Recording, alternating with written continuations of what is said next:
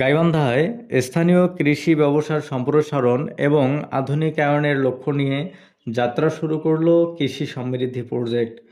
স্বেচ্ছাসেবী সংগঠন ধ্রুবতারা youth development foundation এই ব্যতিক্রমী উদ্যোগটি গ্রহণ করেছে। গত ৯ এপ্রিল বিকেলে গাইবান্ধা সদর উপজেলার শাপলামিল এলাকায় ফাউন্ডেশনের নিজস্ব হলরুমে এক মতবিনিময় সভার আয়োজন করা হয়। স্থানীয় গণমাধ্যম কর্মীদের সাথে আয়োজিত এই সভায় প্রজেক্টের বিস্তারিত লক্ষ্য ও উদ্দেশ্য তুলে ধরা হয়। স্মাইল টুগেদার পার্টনারশিপের অর্থায়নে বাস্তবায়িত এই প্রজেক্টের মূল লক্ষ্য সনাতন কৃষিকে একটি লাভজনক, সম্ভাবনাময় এবং আধুনিক ব্যবসায়িক খাতে রূপান্তর করা।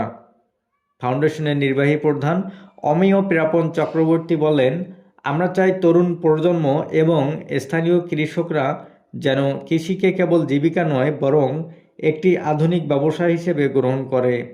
প্রযুক্তির ছোঁয়া আর সঠিক পরিকল্পনার মাধ্যমে এই খাতকে আরও সমৃদ্ধ করাই আমাদের মূল লক্ষ্য।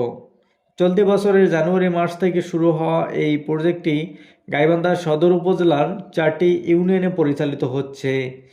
আগামী ডিসেম্বর মাস পর্যন্ত এই কার্যক্রমের মাধ্যমে স্থানীয় কৃষকদের প্রশিক্ষণ, কারিগরি সহায়তা এবং বাজারজাতকরণে বিশেষ উদ্যোগ নেওয়া হবে বলে জানানো হয়েছে। কৃষকদের অর্থনৈতিকভাবে স্বাবলম্বী করতে এবং স্থানীয় পর্যায়ে টেকসই কৃষি কাঠামো গড়ে তুলতে এই প্রজেক্ট গুরুত্বপূর্ণ ভূমিকা রাখবে বলে প্রত্যাশা সংশ্লিষ্টদের। ডিসেম্বর পর্যন্ত চলা এই প্রজেক্টের লক্ষ্য একটাই, কৃষিকে করা আরও লাভজনক ও স্মার্ট। প্রদীপ চক্রবর্তী, ইউএনবি টাইমস, গাইবান্ধা।